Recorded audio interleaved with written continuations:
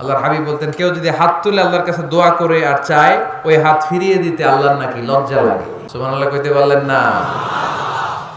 আবার দোয়া যখন করবেন, আল্লাহর নামগুলো উচ্চারণ করে দোয়া করবেন। আল্লাহর রয়েছে 99টা সুন্দর সুন্দর নাম। এই নামগুলো যে মুখস্থ করবে, নামের হক যেই ব্যক্তি আদায় করবে, তারে জান্নাতের মালিক বানায় দিবে কে? এজন্য দোয়ার শুরুতে তারা ডাকেন, বলেন ইয়া রহমান, ইয়া রহিম, ইয়া গফুর, ইয়া গফফার, ইয়া সত্তার, ইয়া জব্বার।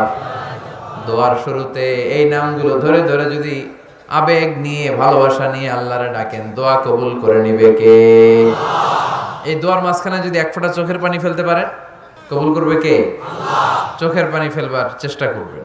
আল্লাহর হাবিব বলতেন, কেউ যদি হাত তুলে আল্লাহর কাছে দোয়া করে আর চায়, ওই হাত ফিরিয়ে দিতে আল্লাহর নাকি লজ্জা লাগে। সুবহানাল্লাহ কইতে পারলেন না? আবার দোয়া যখন করবেন, আল্লাহর নামগুলো উচ্চারণ করে দোয়া করবেন। আল্লাহর রয়েছে 99টা সুন্দর সুন্দর নাম।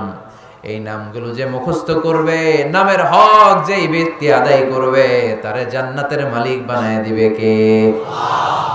এজন্য দোয়ার শুরুতে তারা ডাকেন, বলেন ইয়া রহমান, ইয়া রহিম, ইয়া গফুর, ইয়া গফফার, ইয়া সত্তার, ইয়া জব্বার। দোয়ার শুরু